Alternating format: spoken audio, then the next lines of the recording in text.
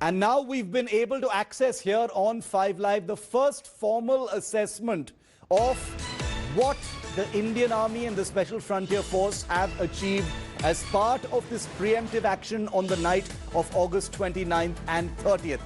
A 3-point assessment is currently on the table and being looked at very closely. These are the big takeaways from them.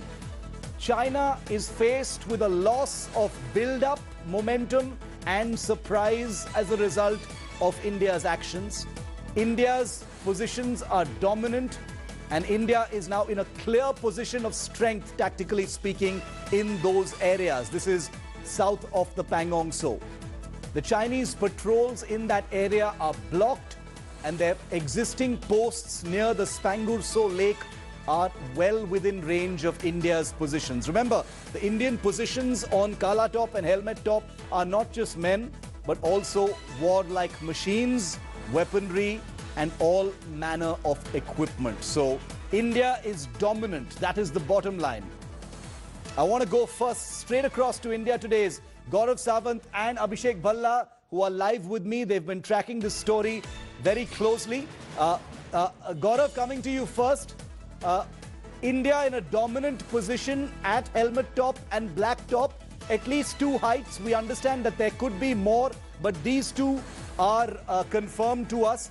What can you tell us about the current situation? The assessment that you and I are both hearing, Gaurav, is that China is faced with a complete loss of build-up momentum as well as the element of surprise.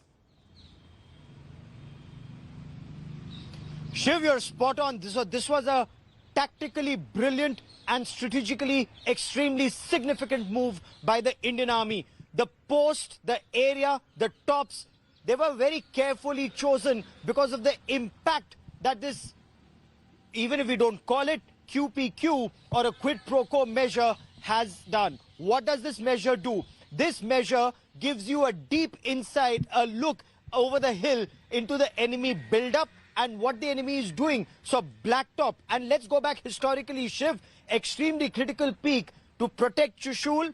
You've been talking about the Spanggur Gap. So the Gurung Hill and the Magar Hill on one side and Rizangla on the other side. Protected even in 1962. It saw some of the fiercest battles of 1962. Every Indian knows about the valor of Major Shaitan Singh and the Charlie Company of 13 Kumaon and the Paramveer Chakra.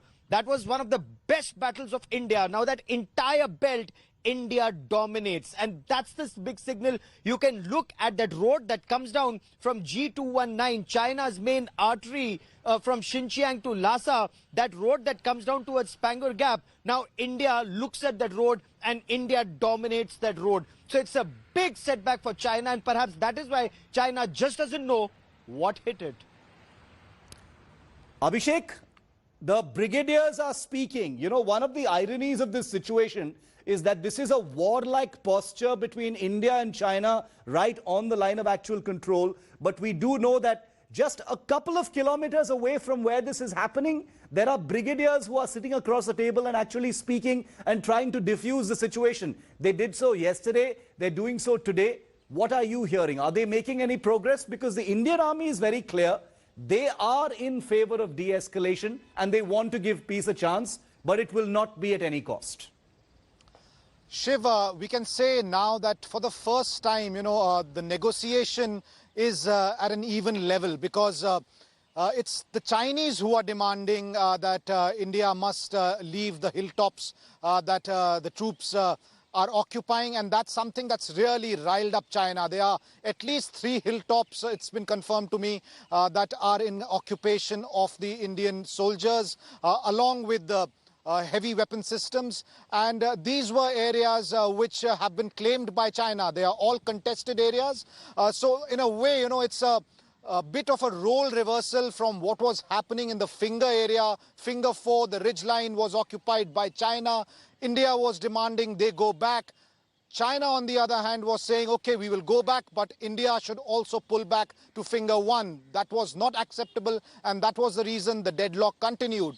Now we have a situation which is slightly different, and while the brigade commander level talks are happening at the borders there, here in New Delhi, a high-level security meet is still underway. What I've been made to understand is that not only is the future course of action being decided there in terms of operation and tactics, but very significantly, this is also being discussed on how to negotiate with China from here onwards. India in a position of strength for the first time on the talks table during this current standoff. Abhishek and Gaurav, continue to stay with me. I want to put that map back.